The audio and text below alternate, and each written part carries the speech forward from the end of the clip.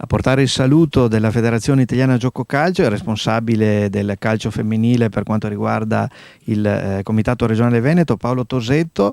A portare il saluto alla società, diciamo un po' guida del calcio femminile per quanto riguarda il Veneto, ma un Veneto che ha tante società sia a livello nazionale che regionale. Senz'altro, penso che intanto buongiorno a tutti, è una delle regioni da sempre guida di questo movimento.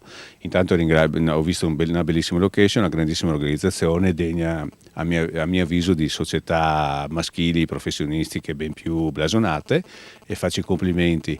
È una società d'esempio e da traino di tutto il movimento, non solo a livello, diciamo, di prima squadra, ma anche a livello giovanile.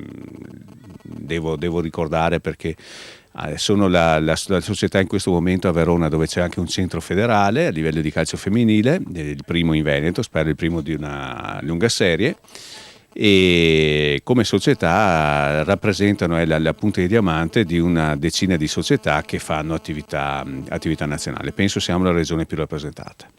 In Italia fatica questo calcio femminile ad emergere, a differenza di tanti altri paesi nel mondo. Il Veneto è una delle regioni leader in Italia, però si fatica.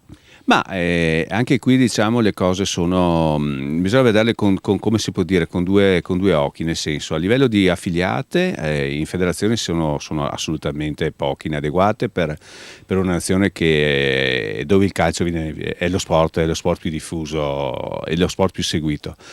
E a livello però, diciamo, amatoriale, quindi anche nelle scuole eccetera, ci sono sempre più bambine che chiedono di fare questo tipo di sport. Si tratta semplicemente a questo punto solo di fare incrociare la domanda con un'offerta, quindi avere più la possibilità di aprire, come sta succedendo proprio ad esempio qui nel Veronese, più le società, diciamo, dilettantistiche e professionistiche a livello giovanile, fare aprire questi settori anche al femminile. I numeri verrebbero da soli alla fine.